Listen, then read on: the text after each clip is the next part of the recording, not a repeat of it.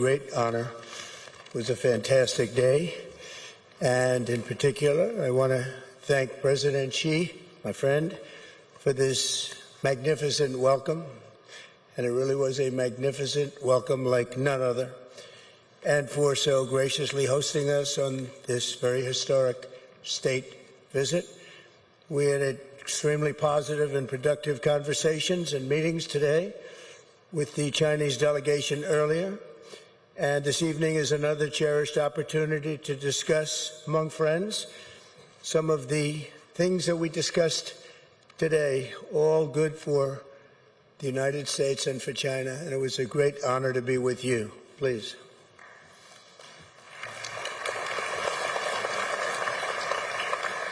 感谢习近平主席。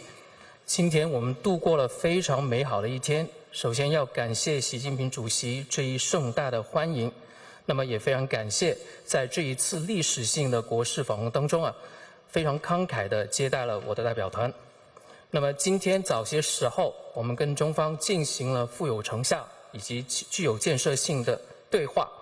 那今天晚上将是我们另外的一次机会，能够共同再次讨论我们今天早些时候已经讨论到的一些问题，以及我们的共同利益，以及我们如何能够为全人类塑造更好、更安全的未来。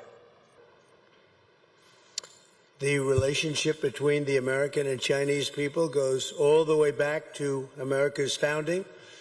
The first American consul to China, Samuel Shaw, arrived on the first American trading ship to reach these shores in 1784. The Chinese merchants had a name for the Americans. They called their visions the New People. 2.5 centuries later, that first connection has grown into one of the most consequential relationships in world history.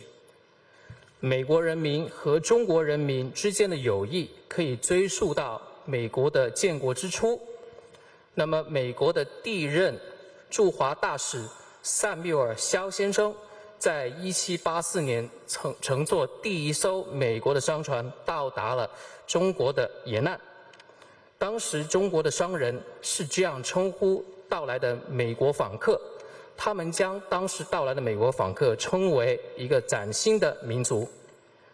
250年后的今天，这一个当初的友谊已经慢慢的演变成为当今世界当中最举足轻重的关系之一。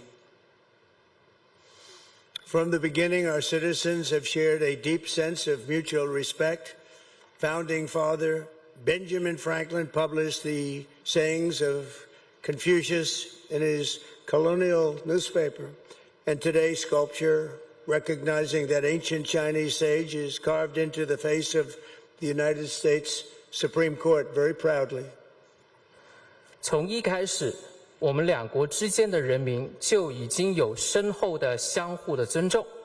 美国的国父本杰明·富兰克林曾经在他的殖民报纸当中刊登了孔子的《论语》，而今天在美国最高法院建筑物的门前，可以说有一个雕刻，这个雕刻就是为了向中国的这一名古代的圣人进行致敬。The appreciation ran in both directions. Chinese admirers of President George Washington gifted a stone tablet honoring his memory to adorn the Washington Monument. It bears the words of a Chinese official who called the great general and statesman a hero among men. 这一种欣赏是相互的。那么，许多中国人非常崇敬乔治·华盛顿总统。那么，这些人当时就向美国捐赠了一个石碑，就是为了纪念华盛顿总统。目前，这个石碑已经镶嵌在华盛顿纪念碑里面。石碑上刻有当时的一名中国官员形容这一名伟大的